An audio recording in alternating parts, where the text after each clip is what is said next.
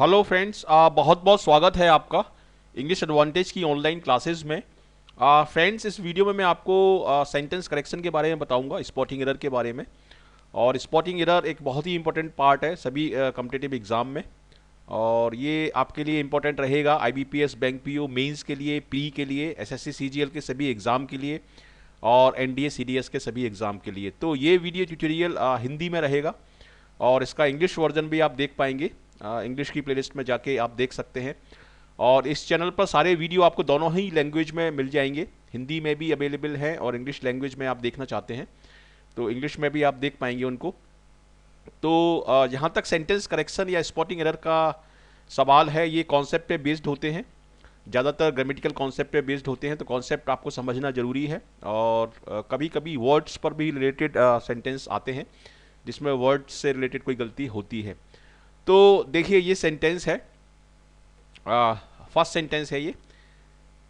तो इसमें आप देखिए, the way to increase the production of the food is to bring more land under cultivation. इसको यदि आप पढ़ेंगे तो आपको कोई गलती नहीं लगेगी इस सेंटेंस में। The way to increase the production of the food is to bring more land under cultivation. इसका मतलब ये है कि यदि फूड का प्रोडक्शन बढ़ाना है तो हमें जो अरेबल लैंड होती है, जो कल्टीवेशन की जो लैंड होती है, उसको ज़्यादा बढ़ाना पड़ेगा। ज़्यादा लैंड को हमें कल्टीवेशन के अंडर में लाना पड़ेगा। ये इस सेंटेंस का मतलब है। तो इस सेंटेंस में गलती कहाँ है? देखिए, ज़्यादातर स्टूडेंट इस सेंटेंस में कंफ्यूज हो जाएंगे और नो एरर लगा के आएंगे, क्योंकि इसमें ग्रामेटिकल कोई भी मिस्टेक नहीं है। इस सेंटेंस में मिस्टेक जो है वो आर्टिकल की मिस्टेक है। देखिए, the way to increase the production of the food, यहां पर ये वाला फूड है, इसमें एक्चुअली तीन द लगे हैं। एक ये द लगा हुआ है, एक ये है द, और ये है द। तो इसमें ये वाला द आपका सही है, ये वाला द आपका सही है, ये वाला द आपका सुपरफ्लुअस है। ऐसा क्यों है? देखिए, दा हम लगाते हैं किसी भी चीज को जब हम डेफिनेट करते हैं, पर्टिकुलराइज करते हैं। इसमें देखिए, इसमें वे से पहले दा लगा हुआ है, तो वे कौन सा वे? प्रोडक्शन को इंक्रीज करने का वे। ठीक है, कोई भी वे नहीं, the way to increase the production, मतलब प्रोडक्शन को इंक्रीज करने का वे की बात हो रही है, इसलिए दा यहां पर जो लगा है वो सही है। और यहां पर द प्रोडक्शन ऑफ फूड, देखिए हम किस प्रोडक्शन की बात कर रहे हैं? वो प्रोडक्शन जो फूड से रिलेटेड है। ठीक है, और इस तरह के फ्रेज जिसमें ये ऑफ आता है उसमें हम दा लगाते हैं। ऐसी इस तरीके के सभी फ्रेजेस जिसमें बीच में ये ऑफ आता है उसमें हम दा लगाते हैं। तो यहां पर ये दा जस्टिफाइड है, यहां पर दा जस्टिफाइड है, लेकिन इस फूड को स्पेसिफाई नहीं किया गया है। फूड का हम एक जनरल सेंस में बात कर रहे हैं कि सभी तरीके का फूड जो पूरे इंडिया में जो पैदा होता है। तो ये वाला फूड स्पेसिफाई नहीं है, ये वर्ड स्पेसिफाई है यहां पर, और ये प्रोडक्शन स्पेसिफाई है, लेकिन ये फूड यहां पर स्पेसिफाई नहीं है। तो ये जो दा है ये आपका सुपरफ्लुअस है, एक्स्ट्रा है, नीडलेस है। तो इसलिए इसमें आपकी जो एरोनियस पार्ट होगा वो होगा बी, और इसमें जो आपका आंसर होगा वो होगा बी।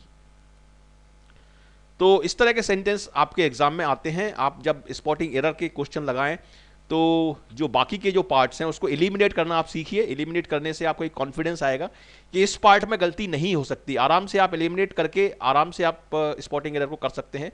और जो रूल ऑफ एलिमिनेशन है वो सभी जगह आप अप्लाई कर सकते हैं। आप क्लोज टेस्ट में भी कर सकते हैं, पैरा जंबल में भी कर सकते हैं, और डेफिनेटली स्पॉटिंग एरर में भी कर सकते हैं। ठीक है, तो इसमें is to bring more land under cultivation, under cultivation word सही है, और ब्रिंग मोर लैंड ये पार्ट इसमें सही है। तो केवल बी पार्ट इसमें गलती है।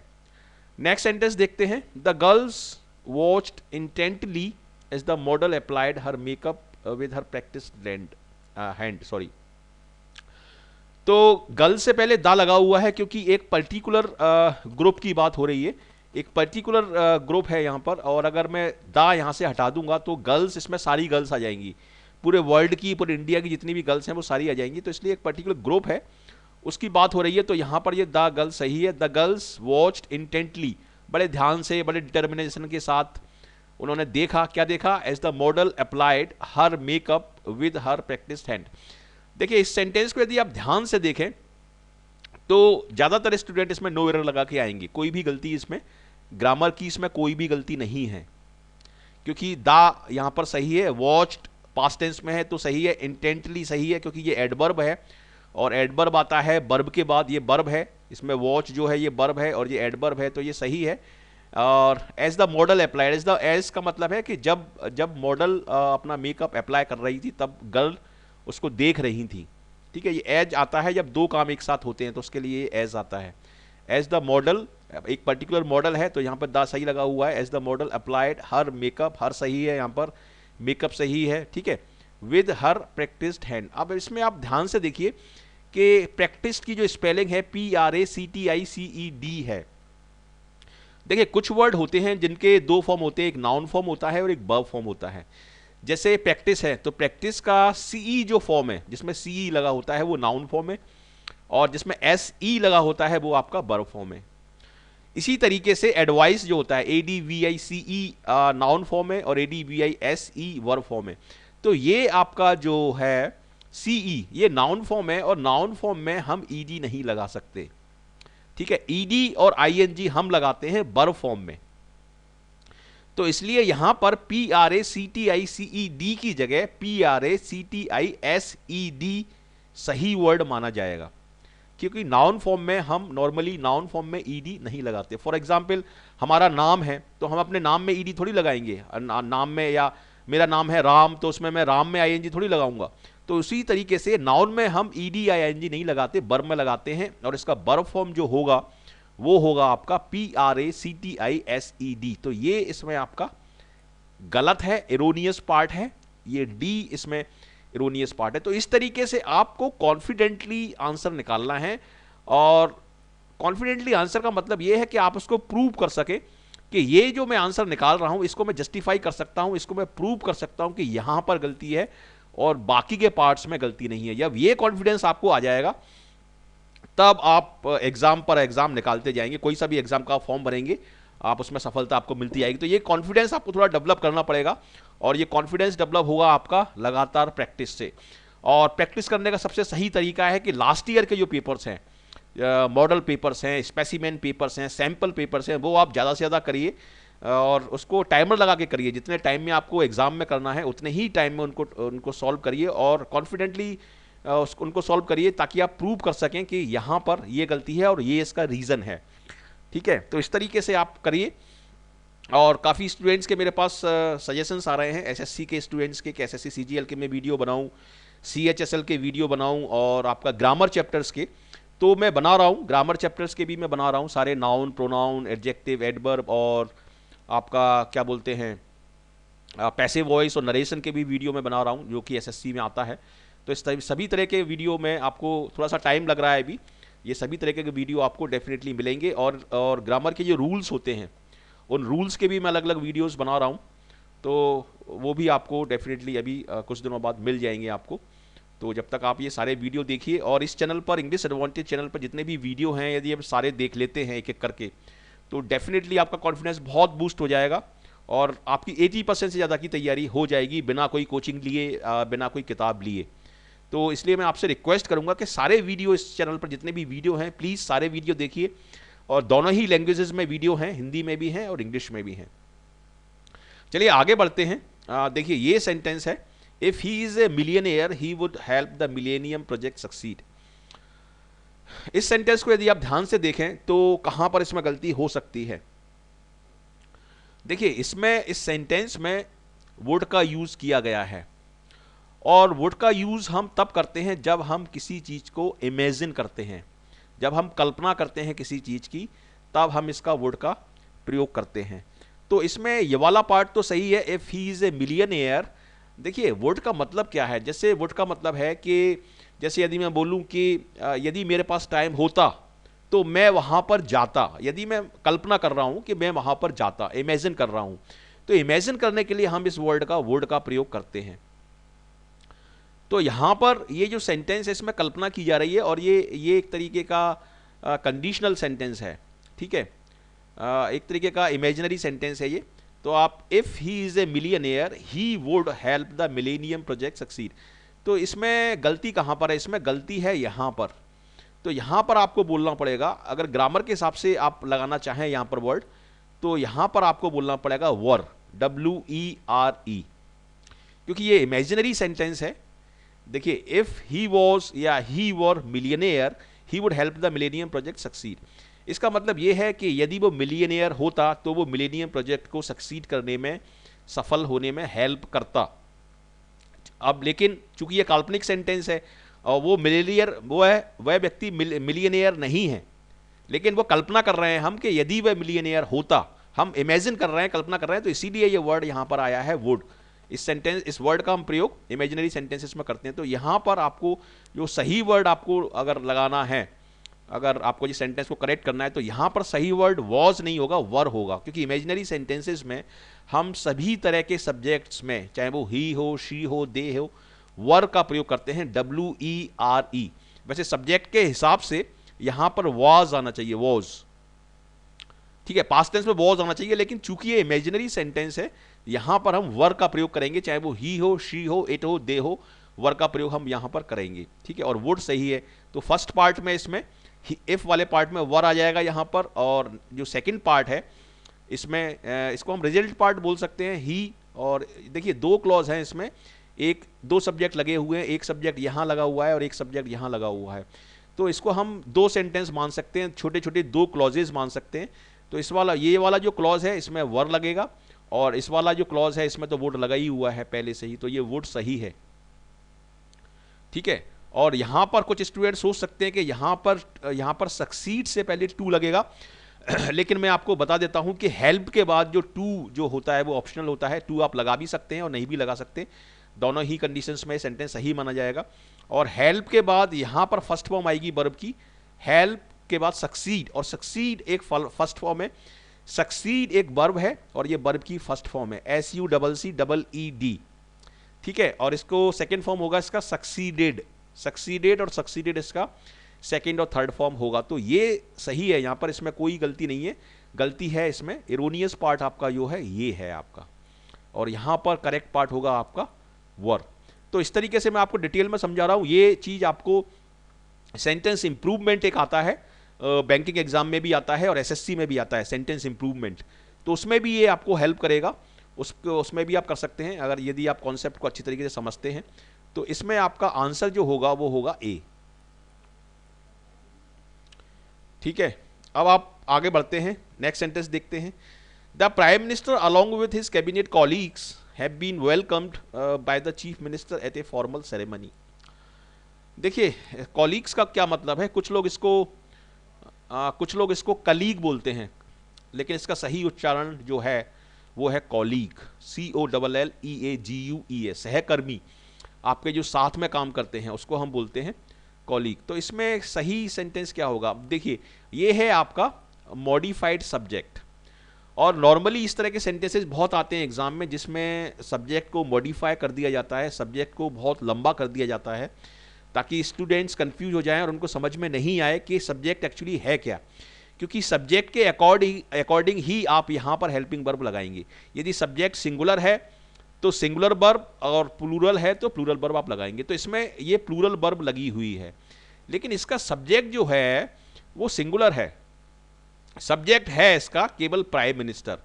और इस वर्ड को आप ध्यान से देखिए, ये जो फ्रेज है आपका, ये जो फ्रेज है, ठीक है, इसके बाद जब कोई हम नाउन यहां पर लगाते हैं तो वो सिंगुलर में आती है। The prime minister along with his cabinet colleagues, prime minister और उनके कॉलीग, जो कैबिनेट के जो कॉलीग थे, उनका वेलकम किया गया, चीफ मिनिस्टर ने उनका वेलकम किया एक फॉर्मल सेरेमनी में। तो यहां पर जो सब्जेक्ट माना जाएगा वो माना जाएगा प्राइम मिनिस्टर अलोंग विथ, क्योंकि अलोंग विथ के साथ वो जुड़ा हुआ है। लेकिन यहां पर यदि मैं एंड कर देता, यहां पर सेंटेंस में यदि एंड होता prime minister and his cabinet colleague, तो फिर ये प्लूरल सब्जेक्ट हो जाता और फिर यहां पर ये हैव बीन सही होता। तो अभी गलती क्या है, अभी इसमें हैव बीन के स्थान पर आएगा हैज बीन, ठीक है। तो ये आपका इरोनियस पार्ट है बी, और बी इसमें आंसर आपका माना जाएगा, तो बी इसमें सही है। नेक्स्ट देखिए, द पॉलिटिकल कैंडिडेट टॉक्ड, देखिए ये भी आपका इमेजिनरी सेंटेंस है, as if she has already been selected to the presidency, मतलब पॉलिटिकल कैंडिडेट ने इस तरीके से बात की जैसे कि वो ऑलरेडी सिलेक्ट हो चुका था प्रेसिडेंसी के लिए। चूंकि यहां पर हम पास्ट टेंस में बात कर रहे हैं, देखिए ये टॉक्ड से हमें पता पड़ रहा है कि ये सेंटेंस पास्ट टेंस में है, तो चूंकि ये सेंटेंस पास्ट टेंस में है तो ये वाली जो वर्ब है इसको भी तो आप पास्ट टेंस में रखेंगे, और इसकी जगह आप क्या बोलेंगे, इसकी जगह आप हैड बोलेंगे, क्योंकि हैड होता है पास्ट का, हैड आप बोलेंगे यहाँ पर, हैज़ नहीं। तो आपका ये जो पार्ट है, सी आपका जो पार्ट है, ये एरोनियस पार्ट है, और यही इसमें आपका आंसर होगा, सी इसमें आपका आंसर होगा। नेक्स्ट देखते हैं, she made her step son her heir to her large fortune. इसका मतलब क्या है? इस सेंटेंस का मतलब ये है कि उसका जो दत्तक पुत्र था जिसको उसने गोद लिया हुआ था, स्टेप सन, तो स्टेप सन या अडॉप्टेड सन, चलिए कुछ भी मानिए, उससे कोई फर्क नहीं पड़ता, तो उसको अपना लार्ज फॉर्चून उसने दे दिया, या सौतेला लड़का बोल सकते हैं, सौतेला बेटा इसको बोल सकते हैं, ठीक है। तो उसने उसको अपना उत्तराधिकारी बना दिया। अब उसका जो लार्ज फॉर्चून था, उसके पास जो संपत्ति थी, उसने उस अपने स्टेप सन को अपना उत्तराधिकारी बना दिया। तो इसमें ये वाला जो वर्ड है, इसकी स्पेलिंग देखिए क्या है। इसकी स्पेलिंग है HAIR। HAIR, हेयर का मतलब होता है बाल, जबकि यहाँ पर आपको स्पेलिंग जो लिखनी है वो उत्तराधिकारी की स्पेलिंग लिखनी है, और उत्तराधिकारी की स्पेलिंग होती है HEIR, और उसका जो उच्चारण है उसको हम बोलते हैं एयर, ना कि हेयर। तो इसमें सी पार्ट में गलती है, और आपका जो आंसर होगा इसमें सी होगा, HEIR उसको बोलते हैं उत्तराधिकारी। नेक्स्ट देखते हैं, the stewardess showed the passenger how to fast the seat belt to safety, for safety. देखिए, प्लेन में स्टीवर्डेस होती हैं, जो जिनको हम एयर हॉस्टेस भी बोलते हैं, विमान परिचारिका भी बोलते हैं उसको। तो स्टीवर्डेस वर्ड सही है, और दा उसमें सही लगा हुआ है क्योंकि एक पर्टिकुलर स्टीवर्डेस की हम बात कर रहे हैं यहाँ पर। शोड द पैसेंजर, पैसेंजर से पहले भी दा सही है। हाउ टू फास्ट, देखिए हाउ टू के बाद हम क्या वर्ड लगाएंगे, how to run, how to write, how to watch, how to create, ठीक है। तो हाउ टू या टू के बाद हम यहां पर जो लगाएंगे वर्ब लगाएंगे, और इसमें क्या लगा हुआ है, इसमें फास्ट जो है वो एडजेक्टिव है।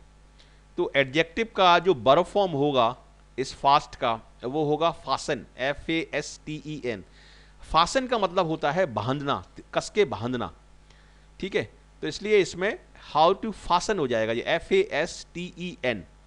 तो इसमें सी पार्ट में गलती है, और सी पार्ट आपका इसमें आंसर होगा। इस तरीके के सेंटेंस SSC CGL एग्जाम में और SSC CHSL एग्जाम में बहुत आते हैं। इस तरीके के सेंटेंस बहुत कॉमन है, लेकिन एट द सेम टाइम ये इस तरीके के सेंटेंस बैंकिंग एग्जाम में भी आ सकते हैं।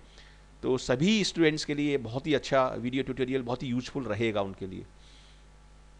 नेक्स्ट देखिए, the teachers announcement to conduct a snap test. Snap test मतलब जो अचानक से ले लिया एकदम से। Conduct a snap test came as a bolt from a blue. इस सेंटेंस में कहां पर गलती है? देखिए, एक इडियम होता है bolt from the blue. Bolt from the blue का मतलब होता है अनएक्सपेक्टेडली, अचानक से जब कोई काम होता है तो उसको हम बोलते हैं bolt from the blue. Blue का मतलब होता है स्काई, जैसे स्काई में से कोई चीज़ अचानक से गिर जाती है, हम उसको एक्सपेक्ट नहीं करते, तो उसी तरीके से बोल्ट फ्रॉम द ब्लू का मतलब होता है कोई भी चीज़ जो अनएक्सपेक्टेडली होती है। तो टीचर का जो अनाउंसमेंट था कि वो एक कंडक्ट करेगी स्नैप टेस्ट, वो स्टूडेंट्स के लिए एक बोल्ट फ्रॉम द ब्लू था। तो इसका जो सही इडियम है वो क्या है? सही इडियम है अ बोल्ट फ्रॉम द ब्लू। चूंकि ब्लू यहां पर स्काई के लिए यूज हो रहा है, तो इसलिए स्काई से पहले यहां पर हम द लगाएंगे। और वैसे भी ये एक इडियम है, तो इडियम में जो वर्ड्स होते हैं वो फिक्स होते हैं, उन पर आप ग्रामेटिकल कॉन्सेप्ट्स को अप्लाई नहीं कर सकते। तो इसलिए यहां पर ए बोल्ट फ्रॉम द ब्लू होगा। तो यहां पर ब्लू से पहले यहां पर आपको लगाना पड़ेगा द। तो यहां पर डी आपका इरोनियस पार्ट है, गलती है इसमें, और डी इसमें आपका आंसर होगा। नेक्स्ट देखते हैं, the vaccine when hit the Indian market is dogged by controversy. तो इस सेंटेंस में देखिए क्या गलती है, बहुत ही ट्रिकी सेंटेंस है ये। इस सेंटेंस में हम ये कहने की कोशिश कर रहे हैं कि जब वो वैक्सीन मार्केट में आया तो वो कंट्रोवर्सी से घिर गया, ठीक है। तो इस सेंटेंस में जो गलती है, देखिए हिट यहाँ पर दिया हुआ है, और हिट पास्ट टेंस में इसकी तीनों फॉर्में सेम रहती हैं। हिट की हिट, हिट और हिट तीनों फॉर्में सेम है इसकी, जिस तरीके से कट की तीनों फॉर्में सेम रहती हैं। तो ये सेंटेंस पास्ट में है और यहां पर इसकी जगह आपको बोलना पड़ेगा वॉज। तो वॉज आप जब बोलेंगे तो इसका मतलब होगा जब वैक्सीन मार्केट में आई तो वो कंट्रोवर्सी से घिर गई। और प्रेजेंट टेंस में इसको बोलने का कोई मतलब ही नहीं निकलेगा कि जब वैक्सीन मार्केट में आती है तो वो कंट्रोवर्सी से घिर जाती है। प्रेजेंट में तो ये मतलब निकलेगा और ये सेंटेंस कहना ही पूरी तरीके से सेंसलेस होगा, क्योंकि सारी वैक्सीन के साथ ऐसा नहीं होता। और प्रेजेंट टेंस का हम प्रयोग करते हैं जनरल ट्रुथ को बताने के लिए, जो चीज़ हर जगह सही है उसको बताने के लिए हम प्रेजेंट टेंस का प्रयोग करते हैं। तो पास्ट टेंस यहाँ पर सही रहेगा। और हिट ऑलरेडी पास्ट टेंस है, क्योंकि तीनों फॉर्म में समान रहती हैं, तो हिट तो सही है। यहाँ पर इज गलत है, तो इसकी जगह आप वॉज लगा सकते हैं और वो सेंटेंस आपका सही हो जाएगा। तो इस तरीके से सी इसमें आपका आंसर होगा।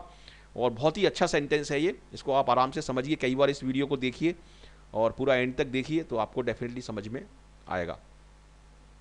माई फादर आस्क्ड मी, मेरे फादर ने मुझसे पूछा, if it was worth to take the matter to court. मेरे फादर ने मुझसे पूछा कि क्या इस मैटर को कोर्ट तक ले जाना सही रहेगा, क्या उसकी वैल्यू रहेगी।